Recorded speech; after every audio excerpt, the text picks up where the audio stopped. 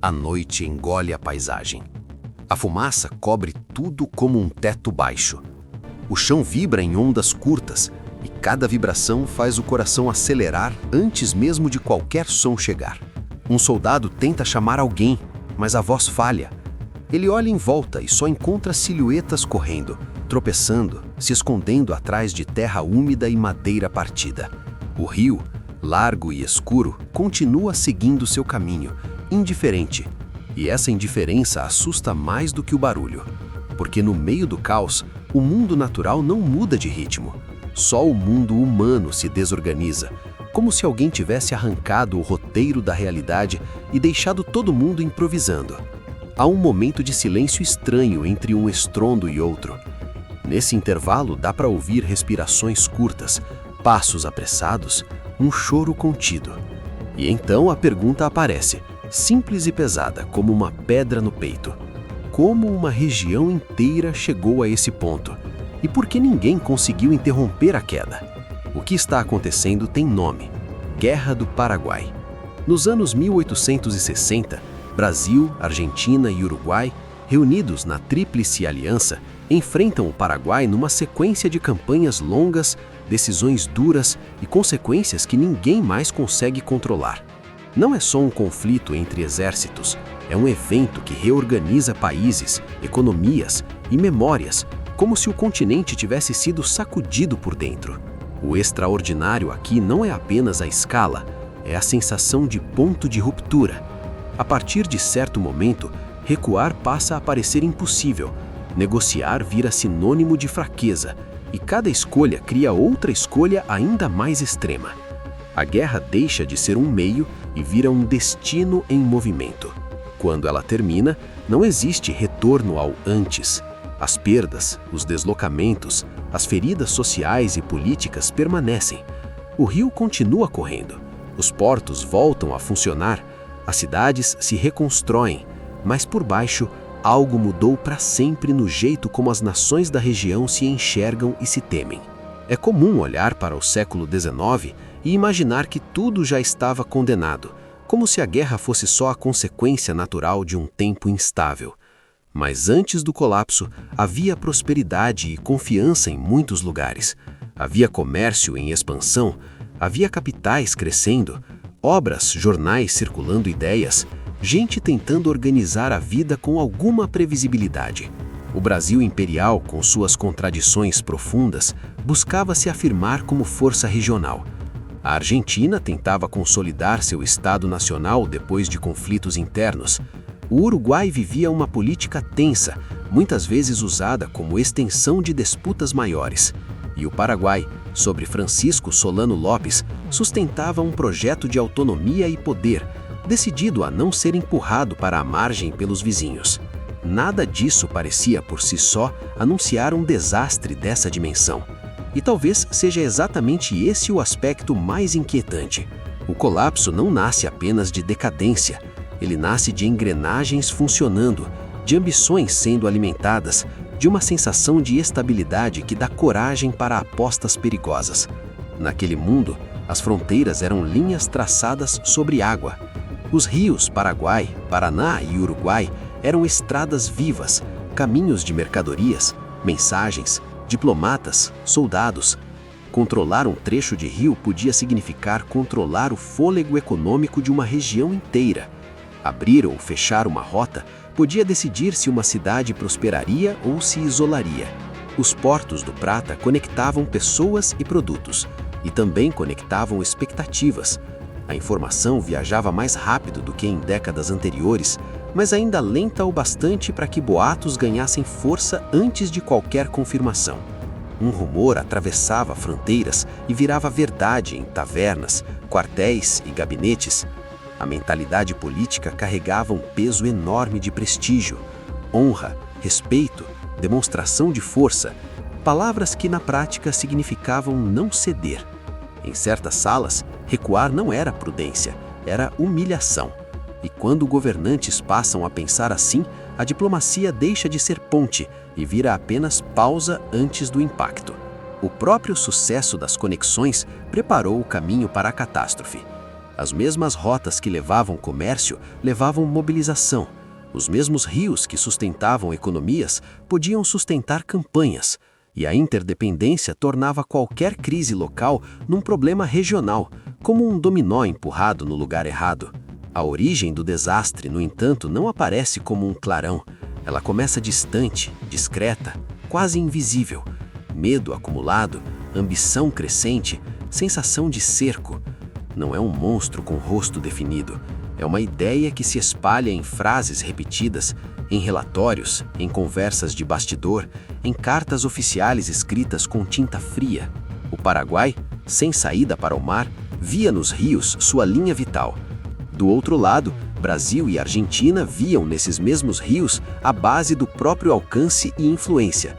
E no meio, o Uruguai, pequeno e dividido, tornava-se palco e pretexto, porque sua política interna se misturava com interesses externos.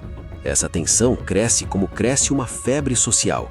Primeiro parece apenas desconforto, depois vira urgência, por fim vira certeza.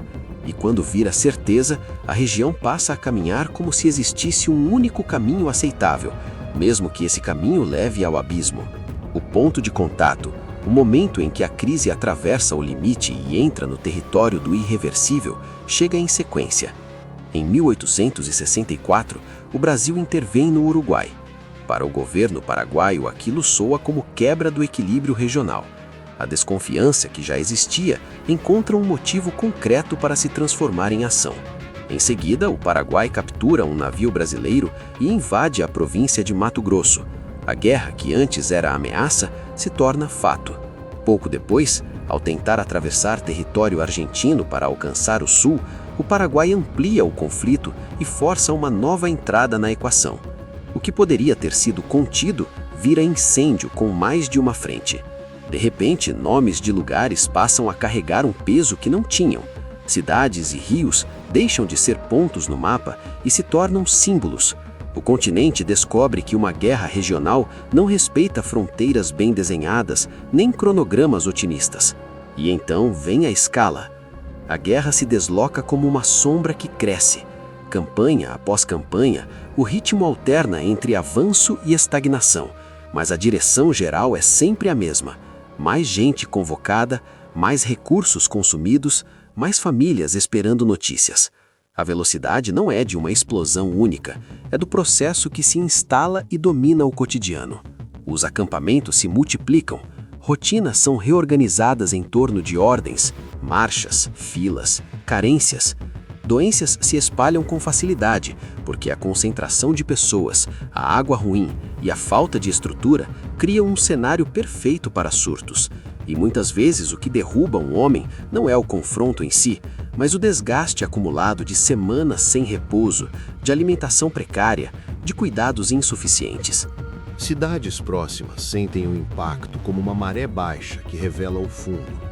O comércio oscila, a circulação diminui, o humor muda. Onde antes havia previsibilidade, agora há espera. E espera é um tipo de sofrimento silencioso, porque ela transforma a vida em um corredor sem portas.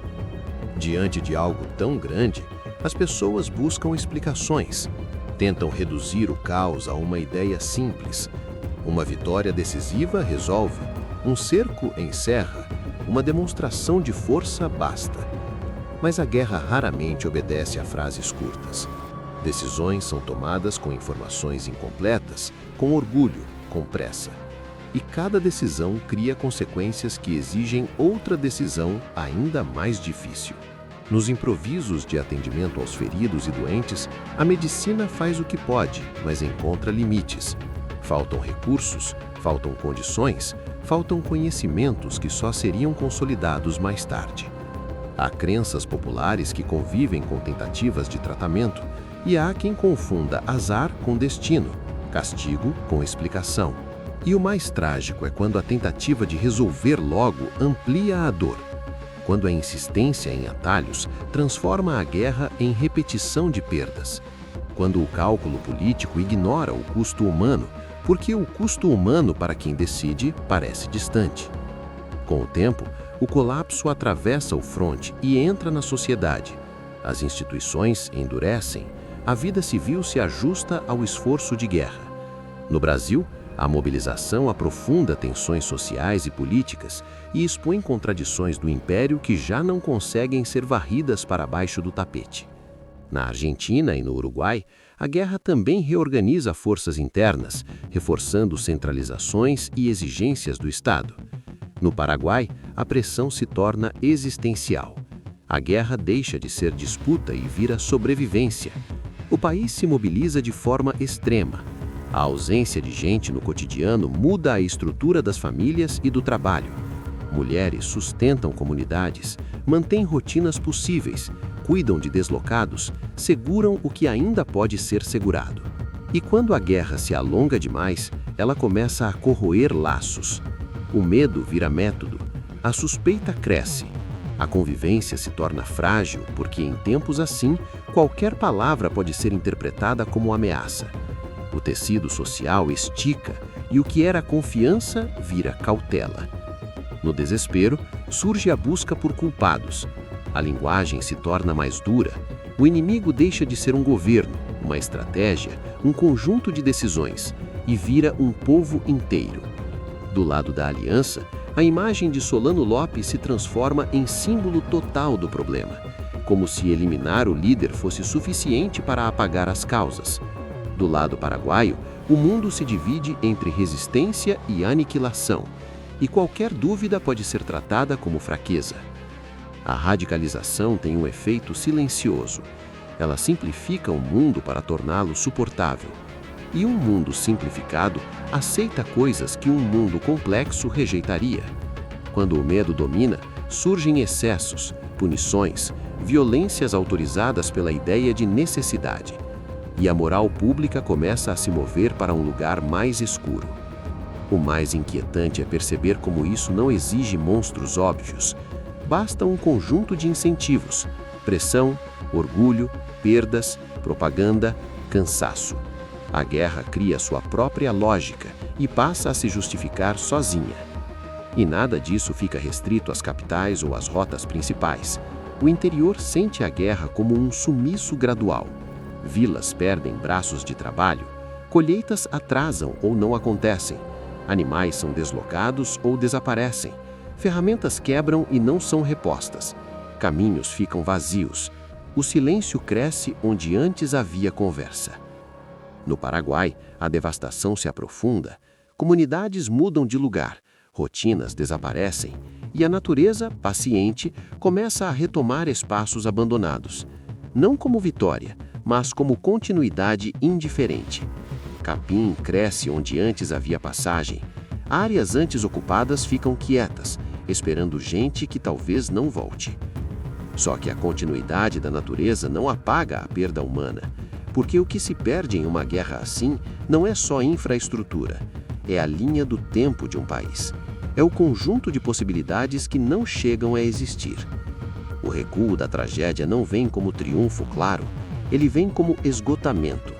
Depois de anos, a aliança avança até o centro do território paraguaio. Assunção cai, mas o conflito se arrasta. A guerra passa a ter um fim que se aproxima sem deixar-se tocar, como um horizonte que recua. Em 1870, a morte de Solano Lopes marca o encerramento simbólico, mas o sentimento não é de alívio pleno, é de exaustão, é de gente tentando entender o que restou, é de países contando custos que não cabem em orçamento, nem em discurso, nem em cerimônia. O mundo pós-guerra nasce transformado. O Paraguai fica profundamente abalado, com impactos demográficos e econômicos duradouros. O Brasil sai com um exército mais consciente de seu peso, e isso repercute no equilíbrio interno do império, alimentando tensões que ajudariam a redesenhar a política nas décadas seguintes. A Argentina fortalece sua centralização e consolidação nacional, afirmando influência regional. O Uruguai segue marcado por ter sido terreno de disputa e ponto sensível do tabuleiro. Mas talvez a mudança mais duradoura seja invisível. A guerra altera mentalidades, ela ensina desconfiança, ela normaliza a ideia de que conflitos podem se resolver pela força quando a conversa parece humilhante. Ela cria mitos e traumas que cada país narra de seu jeito, escolhendo heróis, silêncios, justificativas. E é aí que o passado toca o presente, porque os mecanismos que empurram sociedades para o confronto não ficaram presos aos anos 1860. Eles reaparecem sempre que rotas vitais viram instrumentos de pressão, sempre que prestígio vira prioridade maior do que vidas, sempre que recuar é tratado como derrota moral e não como escolha estratégica. A Guerra do Paraguai não é apenas um capítulo distante com mapas antigos. Ela é um aviso sobre como a lógica do agora não dá mais para voltar pode ser construída passo a passo, até que pareça verdade. E a pergunta que permanece, desconfortável e atual, é esta: quando a febre do poder começa a subir, quem tem coragem de interromper a marcha antes que o custo se torne irreparável? Eu sou o narrador desta história, e eu volto a esses escombros não para celebrar, mas para entender. Porque olhar para o passado é uma forma de reconhecer sinais que no presente parecem normais demais. E se a próxima era sempre chega, com novos nomes, novas promessas, novos discursos, a nossa responsabilidade também chega junto. Será que desta vez a gente percebe o ponto de ruptura antes que ele nos engula?